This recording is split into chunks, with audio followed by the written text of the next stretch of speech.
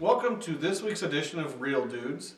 And in honor of Veterans Day, we are going to be talking about our most memorable military-based films.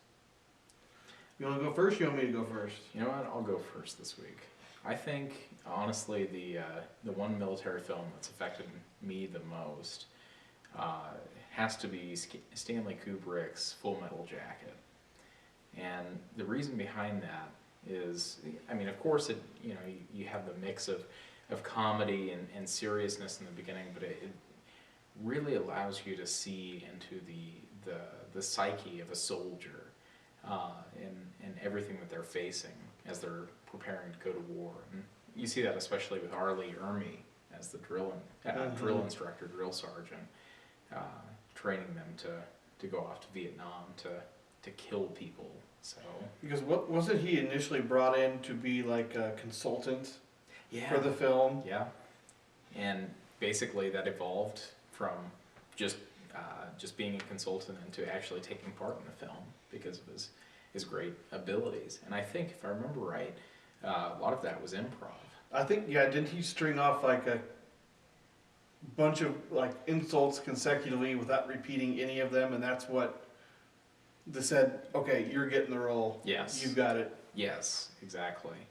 So, I mean, for those reasons, I think that has to be one of my all-time favorite military films that I've seen.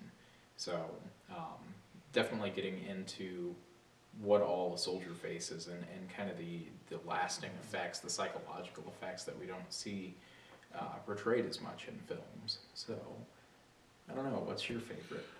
My most memorable one, or the one that's got the most impact on me, is probably a more recent one that I've seen, American Sniper. And it's for a lot of the same reasons for you. You know, it gave you insight into what these soldiers go through, why they come back so disengaged with society as it is. Mm-hmm. And you know, with American Sniper, you had Chris Kyle, who was a sniper, of course, and 4 tours in Iraq, and you know, with that war was a whole new element. They brought in women and children who, up until then, had been seen as, you know, off limits. You know, they're safe. They're not going to do anything. But with that war, they're using them. Right. Right. And you know, just kind of what that does to your brain too, going through and having to decide, do I shoot this 10-year-old boy or? Yeah, and it's definitely a hard choice to make, and you know, we see that a lot in film, definitely, but it has real life consequences. So these things are based on real life, and warfare is ever changing. Exactly, as we've seen.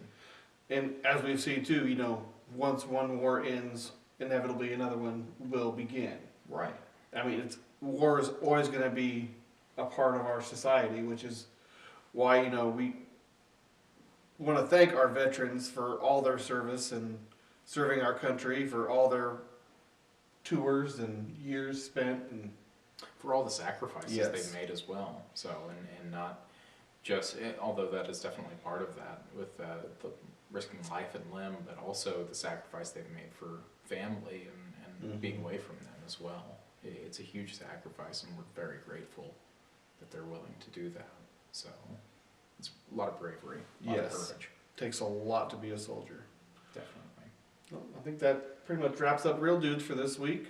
Thanks for tuning in, and watch next week. Thanks again. Thank you.